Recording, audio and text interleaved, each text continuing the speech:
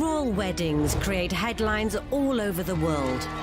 People love a wedding anyway, but they especially love it if the Queen and others are involved. You know that there's 2.5 billion people around the world tuned into it, watching it. Everyone's together, they're all like feeling part of something. It's brilliant, I love it. In the ultimate fairy tale. The way the wedding has been put together, it is theatre, it is drama.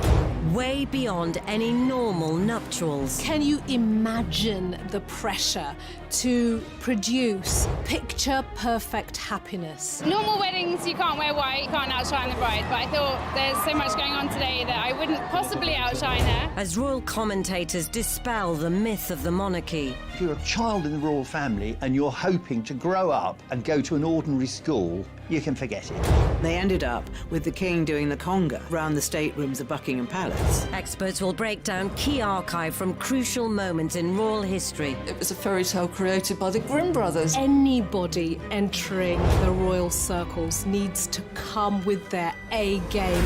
So prepare to discover what actually happens when blue blood runs red. What have you been doing in here all day? This is The Royals Revealed.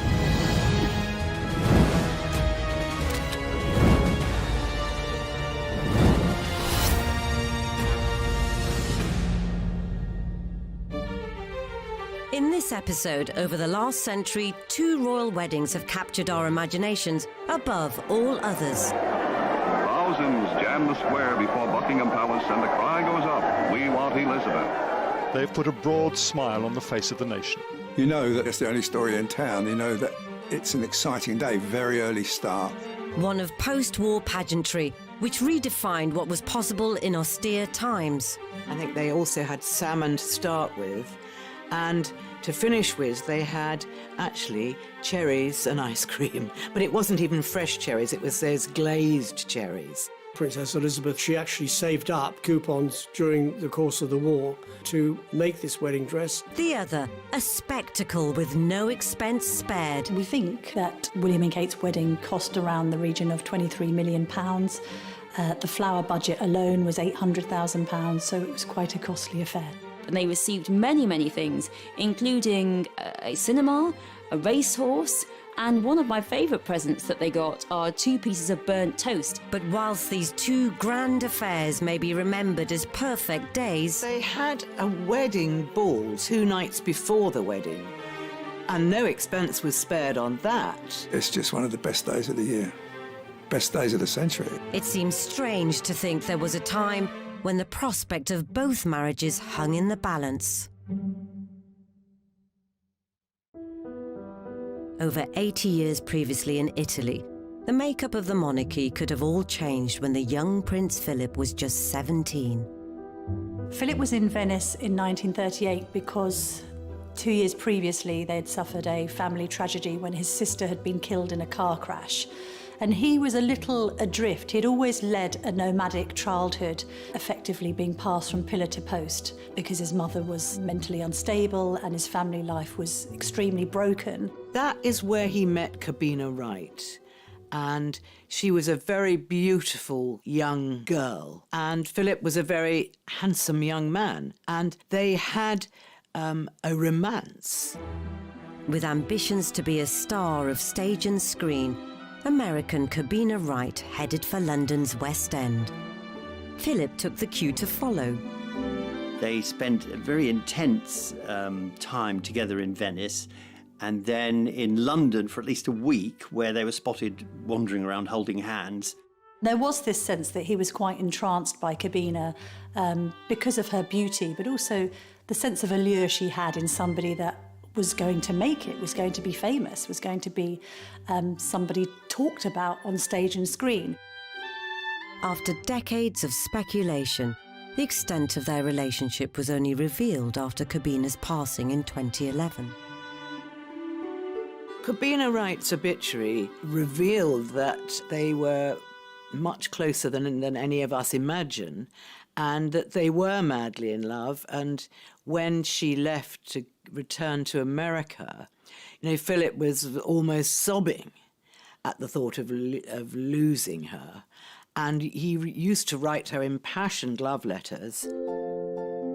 Cabina ultimately married Army Corporal Palmer Baudet, though she is said to have kept a photo of Philip close to hand for the rest of her life. Prince William had also had his dalliances before hooking up with his future bride.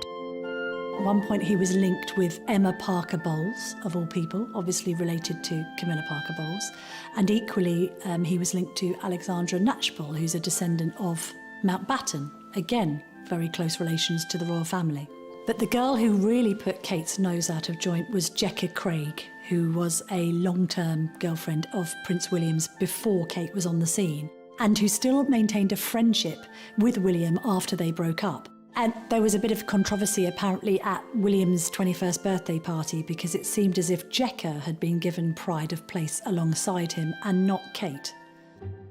By graduation, William and Kate were officially an item.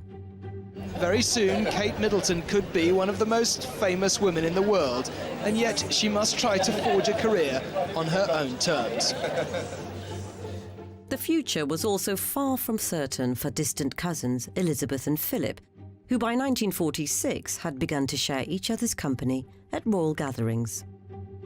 I think Queen Elizabeth, the Queen Mother, was a little bit more attuned to it, and obviously noticed that her daughter, used to flush red every time Philip came into the room.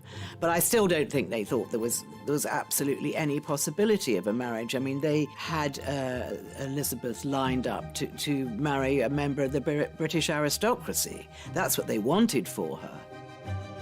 Whether he was mindful of these doubts or not, Philip popped the question. He proposed to her at Balmoral, and we know nothing more. We would all love to know how he did it. Did he go on one knee? Where was it? But I don't know. Either it's lost in the mists of time, or no one is ever going to say. George VI didn't want it to be made public because Elizabeth was only 20, and 21 then was the key age. And I think George VI felt that Elizabeth needed to be 21 before all the fuss that would be made when the engagement was announced. And they said, okay, but steady on. Let's just keep this quiet for the moment. With the king setting out his stall, the budding courtship was put on hold. But their impatience to get to the altar would be nothing compared to what their grandson's betrothed had to put up with decades later.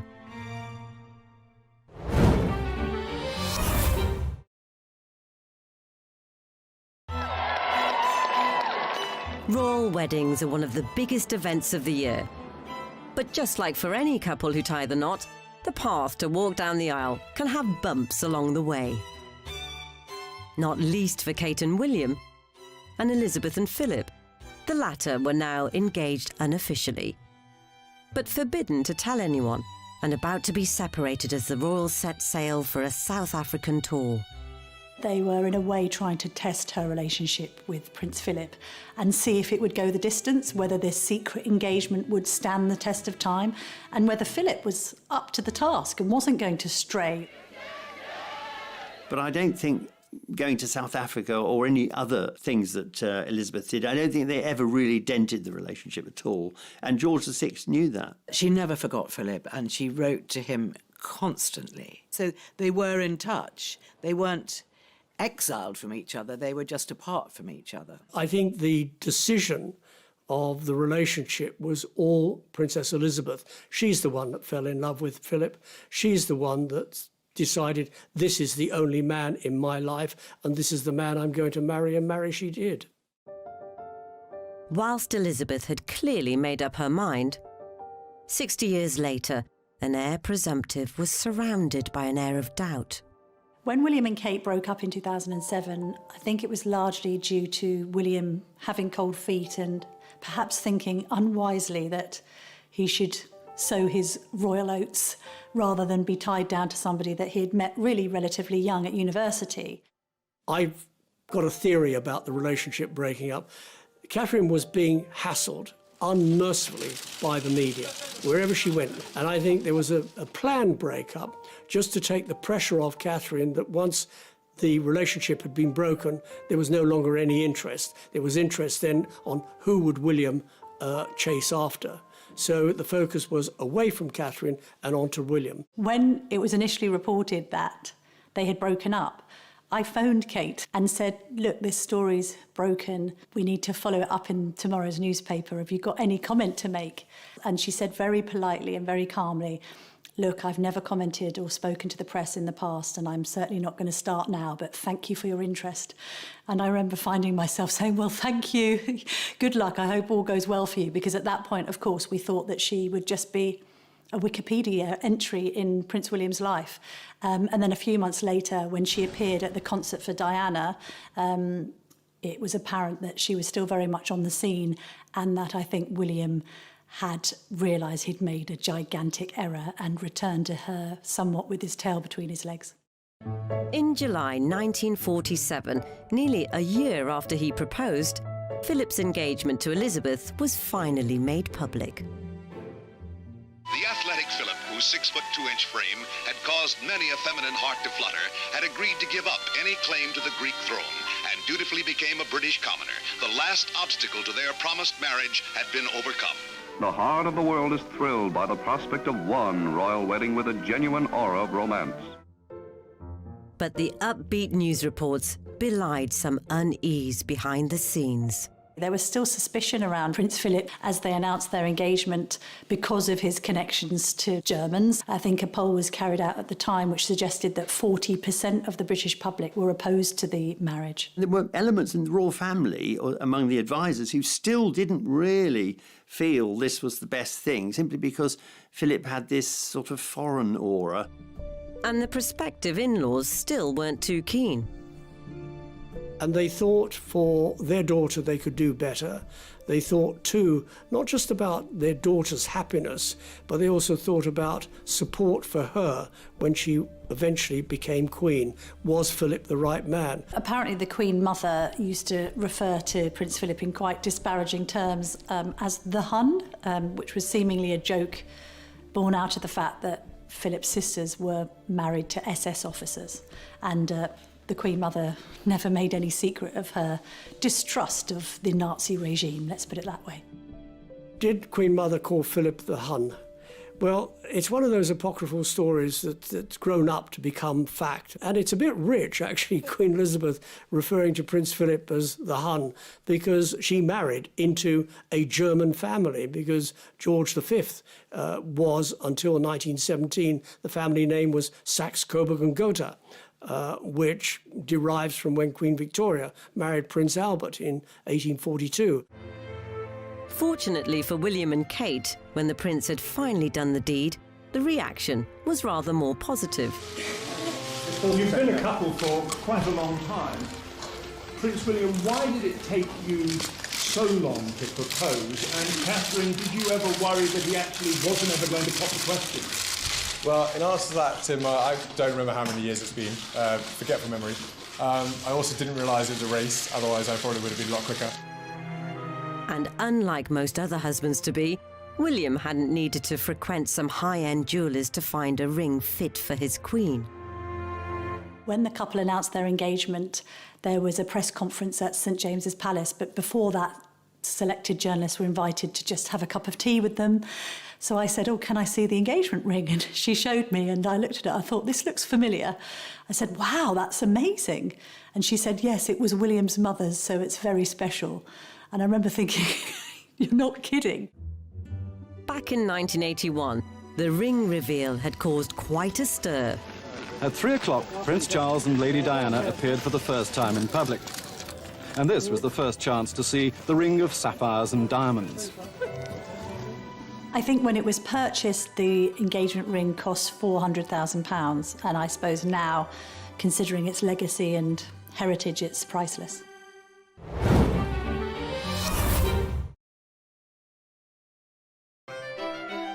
In stark contrast, the penniless Prince Philip had to think outside the box for Elizabeth's ring.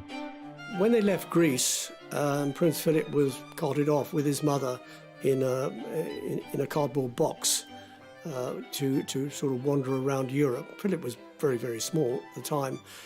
She did manage to sneak out a few bits of jewellery, one of which was a tiara, which she gave to Philip which Philip eventually broke up, and it went to make up the engagement ring. When he presented it to the princess, it was just a little big, but she was so excited she wanted to wear it anyway. And she said it didn't matter that it was a bit big. Obviously, it went back to be altered eventually, but she was so excited and she was thrilled to think that he designed it himself. And basically, the Queen has never taken it off. And it's definitely her favourite piece of jewellery. As Diana's diamond twinkled on Kate's finger, the media started to take aim at her family. As you know, Catherine and Prince William have been going out together for quite a number of years, which is great for us because we've got to know William really well. We all think he's wonderful and we're extremely fond of him. There was a lot of criticism as well, that people forget of her seemingly being lazy, not really having a proper job, waiting around like a doormat to be proposed to. There's a sense that there wasn't much to her. There was also a great deal of criticism of her mother, Carol, having been an air hostess, and she was dubbed Doors to Manual in the press. Kate and her sister Pippa were referred to as wisteria sisters, in that they were terribly fragrant and with a ferocious ability to climb. So there was this sense that, on one hand, the Middletons were these pushy and aspirational middle-class family desperate to break into the royal fold. With both engagements announced, the build-ups could begin and time was of the essence. I suppose the Queen and the King were keen for her to get married, because you've got to remember George VI was very ill. Princess Elizabeth was already standing in for him on certain engagements, and he probably felt secretly that he didn't have long in this life, and therefore I suppose it was necessary that she did settle down with somebody that she loved. Elizabeth and Philip also had to contend with wedding planning in a time of post-war austerity and faced particular difficulties with regards to the bridal gown.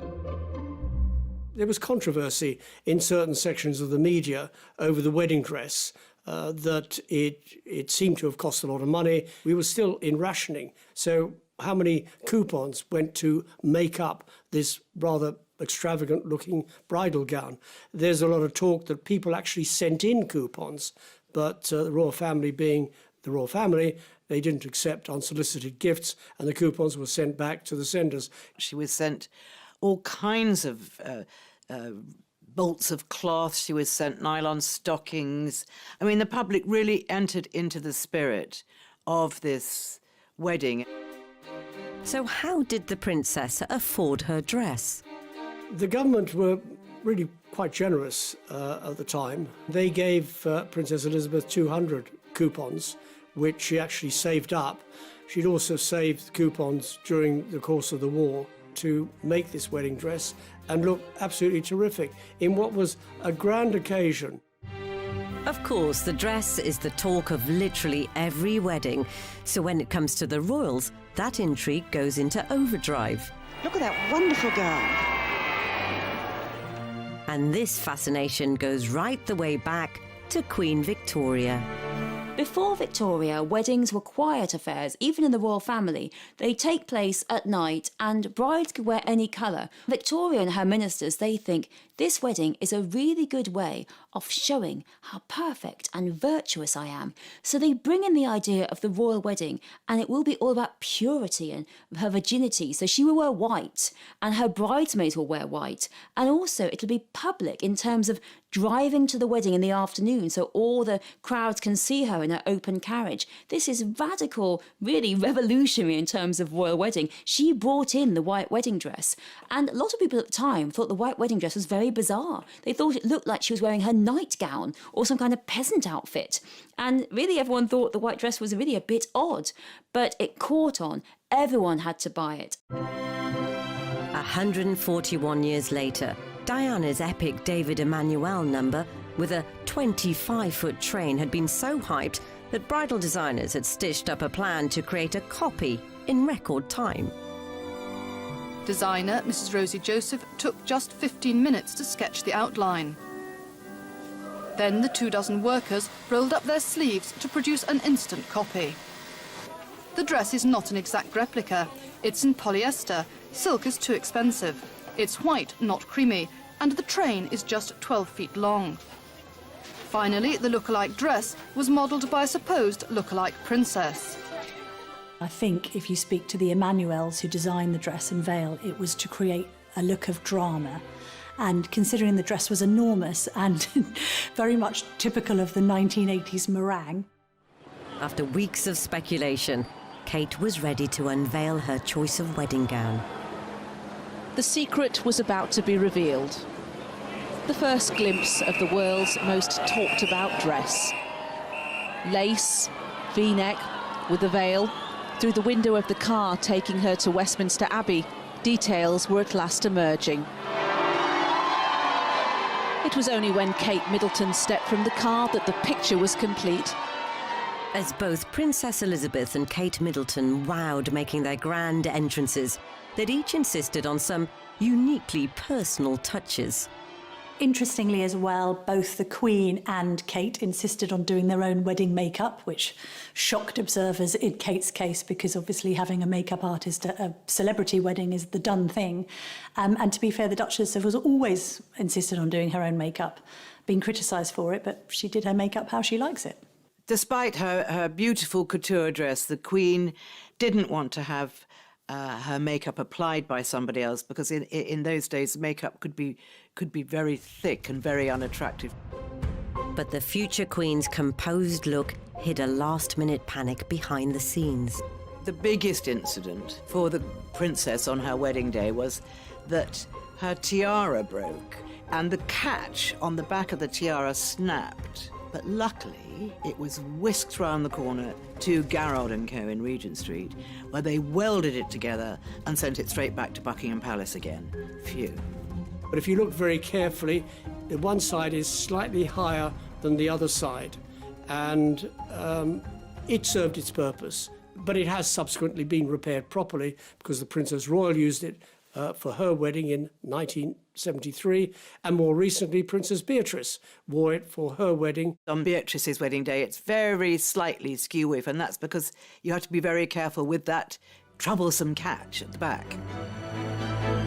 So as both brides entered Westminster Abbey, it was finally time to get hitched. But that wouldn't be the only hitch along the way.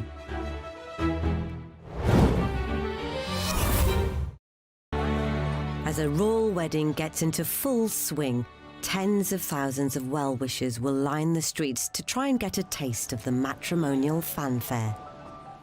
Some will even camp out overnight to catch one momentary glimpse of majesty. We'll have a great time, won't we, Case? Yeah! Yeah! And as each bride carefully climbs the steps to her ceremony and leaves the cheering masses outside, the rare moment of intimacy at the altar hasn't always gone to plan. Diana had a bit of a problem at the altar because when Archbishop of Canterbury said to her, do you take this man, Charles Philip Arthur George, to be your lawful wedded husband, Diana got the names mixed up. Hi, Diana Francis. Take thee, Charles Philip Arthur George. Take thee, Philip Charles Arthur George. William also struggled to get the wedding ring onto Kate's finger when they were at the front of the congregation at Westminster Abbey. What's so interesting about, William struggling to get Kate's ring on or Diana getting Charles's names slightly the wrong way round is actually what makes them human, that we are all capable of succumbing to pressure, especially under such circumstances where the whole world is looking at what you're doing. As the crowds congratulated in force, it was action stations for the press pack, like veteran royal photographer Arthur Edwards. You know that it's the only story in town. You know that it's an exciting day, very early start, at least 5 o'clock start. Get through the crowds to where your position is. I had the right pass inside the forecourt of Buckingham Palace. And of course, they looked after us very well. We went there early, got there very early. They laid on a room for us with refreshments and armchairs and television so we could watch the whole of the wedding taking place at Westminster Abbey. And then, of course, when our turn to take up our positions came, it was easy, we just went into position. The prime spot is one which will give the best vantage point of the balcony, a long-standing symbol of the link between monarchy and the masses. The balcony at Buckingham Palace is effectively where the window frame through which we see the royal family. Buckingham Palace was a focal point because the King and Queen were there. And as soon as the war ended, they made what's called the balcony appearance. So the British people associated the balcony with pomp and circumstance and happiness and celebration. That has always been the case, and especially for weddings. It's exciting, and look round and there's people, their noses pressed up to the rail railings of Buckingham Palace, and they're all excited and can't wait for the royals to come on the balcony, and you do some pictures of them, and that's the build-up, and then they come up on the balcony and it's just roar. Here we go. Then you start firing pictures like crazy. The main picture I'm looking for is the kiss picture. I mean, you know that's going to be the page one picture. And historically, that's not always been the easiest shot to get. When Charles kissed Diana, it was a fleeting kiss, one kiss, bosh, and very, very quick. And many of the photographers there missed it. When Fergie gets on the balcony with Andrew, the crowd starts saying kiss, kiss, kiss. And I remember Fergie holding her hands up to her ears and they were saying kiss. And he kissed her for so long. Again, the crowd roared its request. What's that, said the couple, as if they didn't know. Of course they did. And this was what the crowd was waiting for.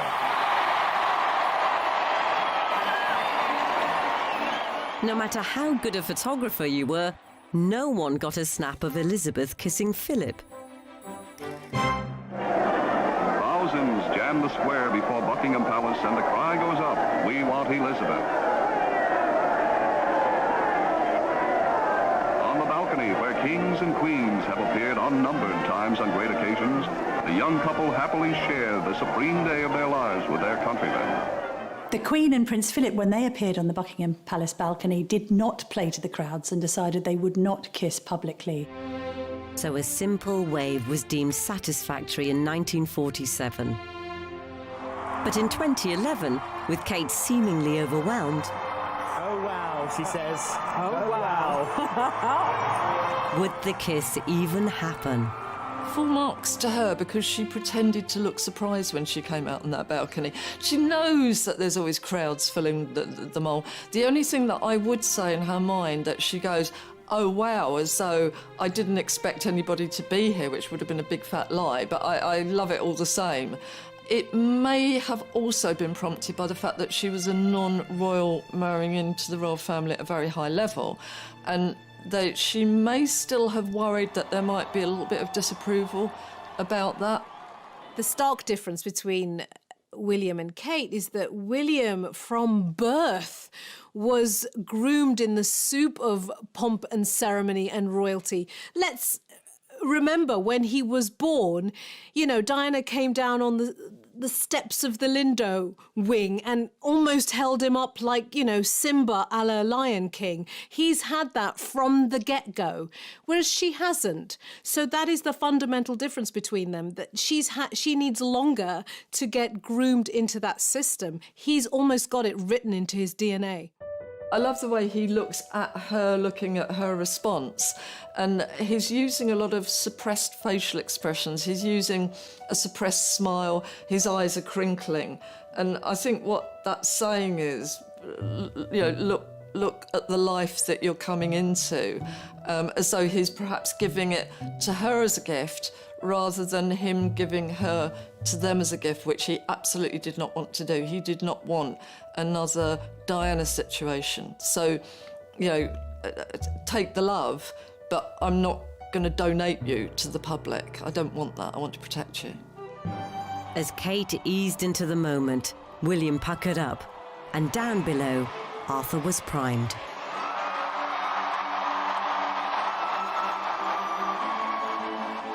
It was lovely.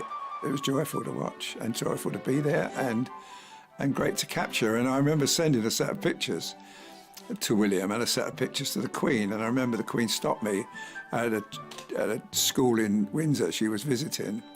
And just before she got into the car, she said, "Thank you for those pictures. Wasn't it a very nice day?" I said, "It was lovely, ma'am."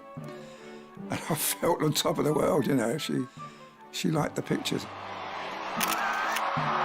But from some angles, there was an untimely bit of inadvertent photobombing. Some would say William and Kate's balcony kiss was spoilt by the sight of a little bridesmaid called Grace Van Cutsum covering her ears with her hands, seemingly completely horrified by the cheers ringing out outside.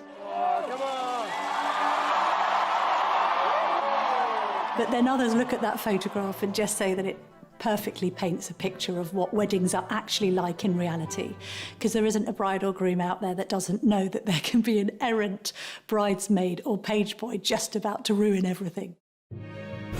If the balcony behaviour brought a touch of levity to Kate and William's snaps, Elizabeth and Philip had a much more serious dilemma to contend with in theirs. Following tradition set out by late Queen Elizabeth, the Queen Mother, the Queen left her bouquet at the Tomb of the Unknown Warrior in Westminster Abbey. So by the time she got back to Buckingham Palace, ready for the wedding photographs, there was no bouquet. So when they came to do the official wedding photographs, if you look very carefully, you'll see that she actually isn't carrying her bouquet. So what happened was, during their honeymoon, they had to return to Buckingham Palace, put on their wedding clothes again, and Longmans made a replica of the bouquet, so there she was holding the bouquet. So it must have really irritated both of them. And to this day, nobody knows what's happened to the bouquet. But bouquet or not, did the photos hide something else that was missing when it came to Philip's demeanour? We suddenly had to see this alpha, dominant, very grown-up, much older male taking more of a back seat. Suddenly she emerged looking very womanly, looking like a queen, and absolutely absorbing all of the attention in a way that I don't think the two of them had experienced before, and he had to take more of a back seat. She threw him a lot of very loving glances, and this photograph particularly is one of them. But it was very much that royal thing of, oh yeah, you know, I'm the one with the power, I'm the one in control, and I will throw a loving and encouraging glance at you, but you are just not as important in the hierarchy as I am. Elsewhere in the palace, the wedding breakfast had been a further challenge at a time of austerity. There was rationing on everything, on clothes, petrol, food, sweets, you name it, there was rationing. So people found it very difficult and struggled in providing food. So the caterers had to get creative with their resources. There was always a huge amount of game that comes off the royal estates, and they certainly could have kept that, frozen that, and used it for the wedding. So they tried to use sort of homegrown produce. There was a little bit of controversy in serving partridge, which wasn't rationed, but then things that fly through the sky in the shooting season, that you blast them out of the sky and you serve it, you've got to do something with it. I think they also had salmon to start with, and to finish with, they had actually cherries and ice cream. But it wasn't even fresh cherries, it was those glazed cherries and ice cream. However, the budget banquet didn't extend to the cake. It was made by McVitie, who had the royal warrant, and it was 9 foot high, and it had 500 pounds of ingredients in weight in it. And they'd used something like 600 eggs. And it seemed the cake fit for a queen could also tickle her grandson's taste buds. The idea of them having fruitcake did seem a little bit outdated in the sense that normally these days people opt for some sort of sponge. Having said that, the good thing about fruitcake, of course, is that you can cut and keep it. And I think even since Queen and Prince Philip got married, there have been pieces of cake that have been auctioned decades later. Whilst all weddings need cakes relative in size to the number of guests, some other expenses raised eyebrows. We're told the couple want to strike a balance between an enjoyable day and the current economic situation. But any nod towards austerity is, of course, relative. After all, they've chosen to get married in an abbey capable of seating more than 2,000 guests. And those guests were duly seated in a £50,000 fairy tale forest using more than 4 tons of foliage. Add to that a £250,000 dress, thorough processional route rehearsals, and a legion of staff to keep the whole operation going. The final financial reckoning was jaw-dropping. We think that William and Kate's wedding cost around the region of £23 million. The flower budget alone was £800,000, so it was quite a costly affair. Exact figures for Elizabeth and Philip's wedding aren't available, but it's safe to say that to truly call it an austere occasion would be some way off the mark. Pageantry and splendor are revived for this day in austerity-ridden London, a day which the world shares with Britain. This is the moment for which the teeming millions have been waiting for months. And perhaps controversially, there had been a less well-known extravagance earlier that week. They had a wedding ball 2 nights before the wedding, which is a royal tradition that they have a grand wedding ball, and no expense was spared on that. They had, first growth wines and champagnes, and they had a fantastic band, and they really pushed the boat out, and they have 1,200 guests at Buckingham Palace. And they ended up with the king doing the conga, sort of round the staterooms of Buckingham Palace. So it was a very, very jolly affair. With their wedding days done, the two couples hoped to have a relaxing first few weeks as man and wife. But there was very little chance they'd get to enjoy their honeymoon period, as outside interference ensured the newlywed gloss soon wore off. The weddings of Elizabeth and Philip and Kate and William are two of the most significant. Her diamond anniversary, the Queen decided to put on a special exhibition of wedding memorabilia to give the public a sense of what a royal wedding was like in 1947. The Queen has put on display just a handful of the 2,500 gifts sent from leaders and politicians from across the globe, including this porcelain dinner service from the President of the Chinese Republic.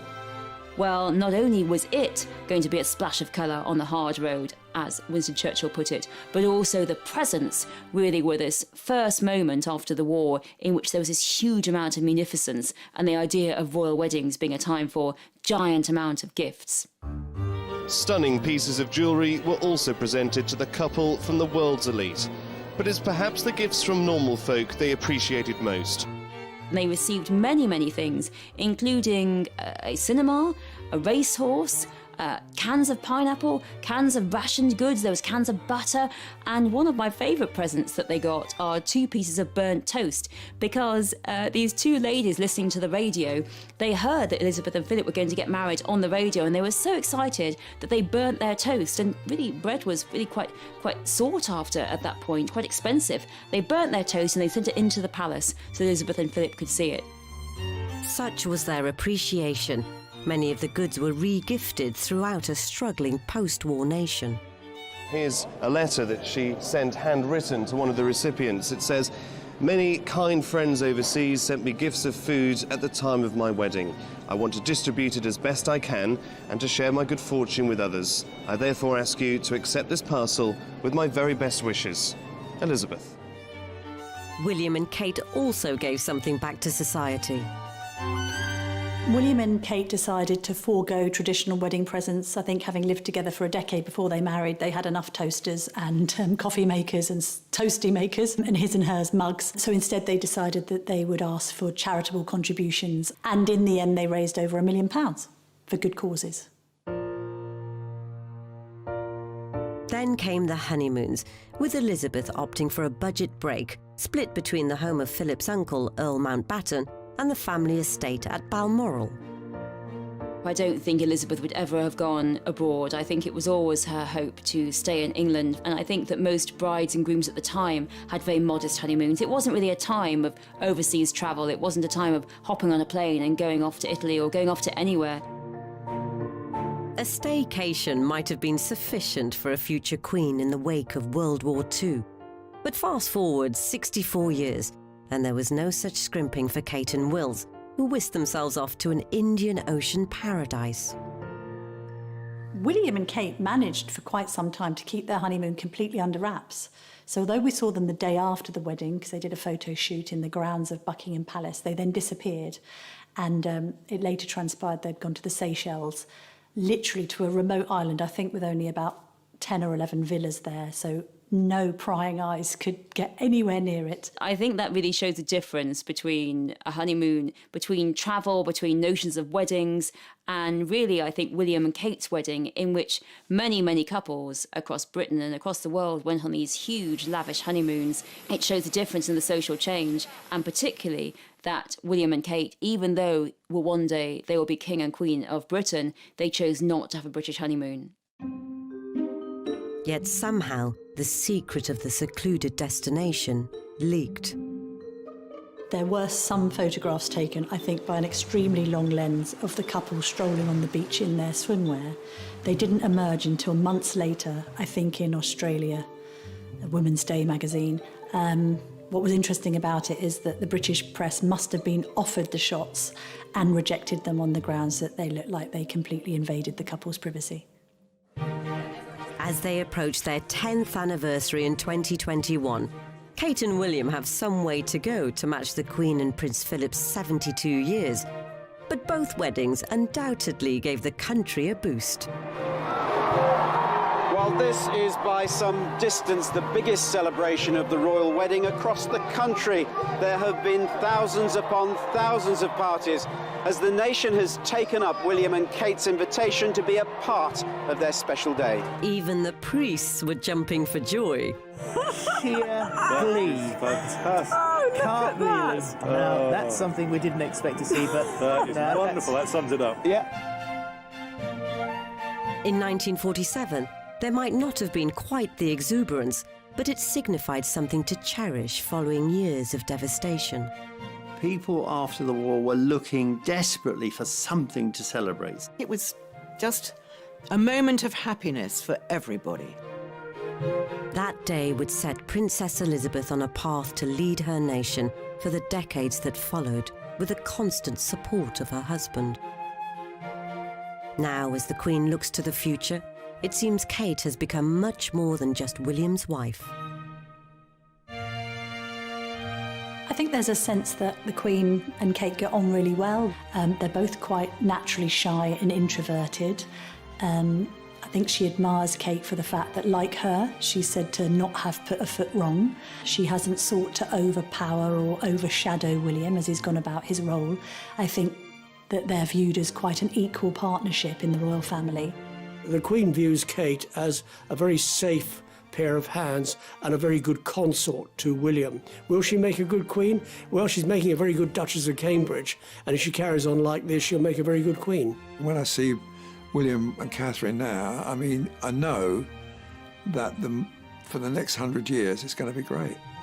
So if William and Kate are in for the long haul, his grandparents provide the perfect blueprint to follow as they try to balance being married to each other and bound to a life of duty.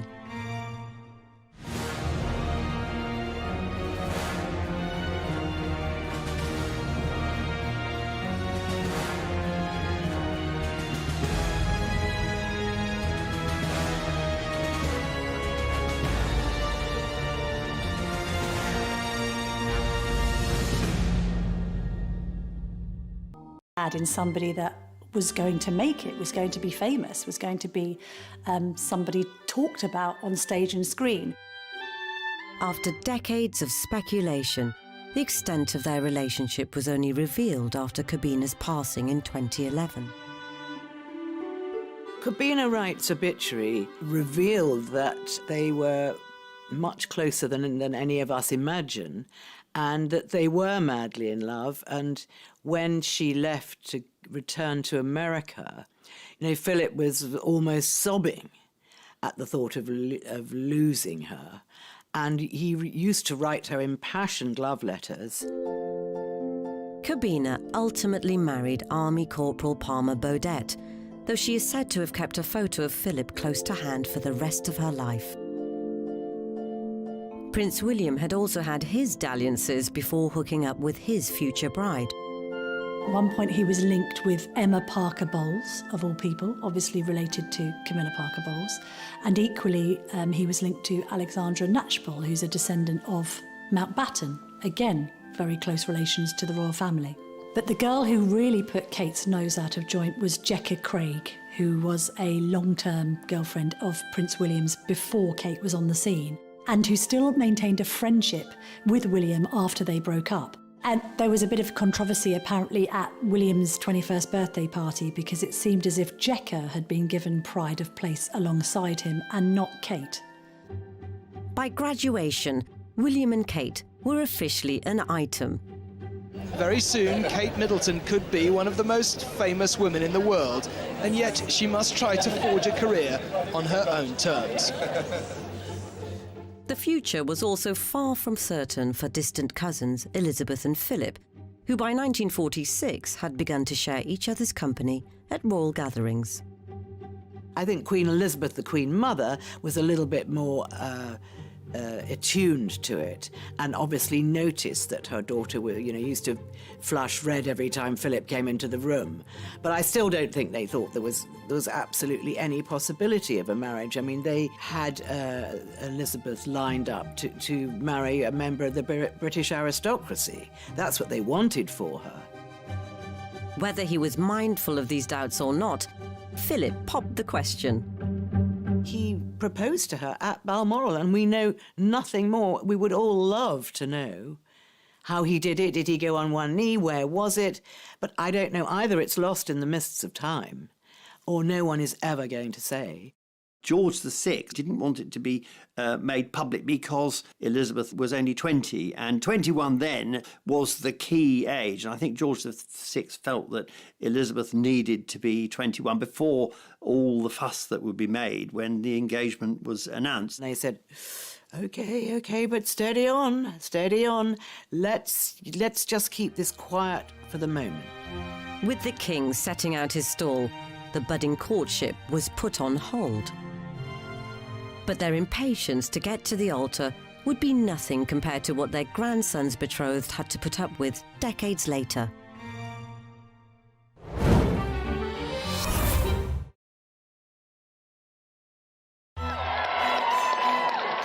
Royal weddings are one of the biggest events of the year.